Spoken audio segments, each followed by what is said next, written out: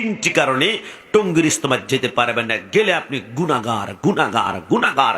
এক নম্বর কারণ টঙ্গী যারা ইজতেমা করে এদের আকীদা হচ্ছে বাইতুল্লাহ হারাম শরীফের ভিতরে 1 রাকাত নামাজ পড়লে 1 লক্ষ রাকাতের সওয়াব, আর টঙ্গীতে নামাজ পড়লে নাকি 1 রাকাতে 49 কোটি রাকাতের সওয়াব। জুড়ে বলে নাউজুবিল্লাহ। কি লজ্জাস্কর ব্যাপার! আল্লাহর কাবার উপরে আক্রমণ, আল্লাহর হেরামের উপর আক্রমণ, যেখানে পৃথিবীর জমিনে একমাত্র প্রথম ঘর হচ্ছে ইন্না আউয়ালা বাইতু উদিয়া লিন-নাসি লাল্লাযী বিবাক্কাতা।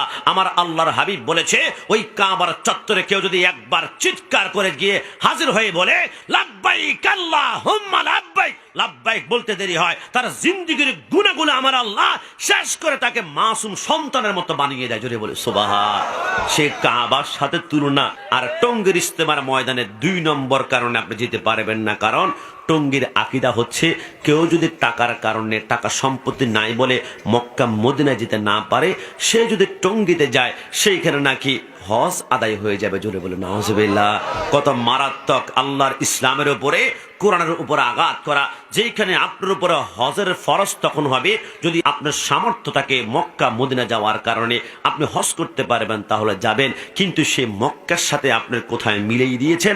আরে আপনি তো অবাক হয়ে যাবেন, কোন মক্কার ব্যাপারে কথা বলছো? আমার রাসূল বলেছে দাজ্জাল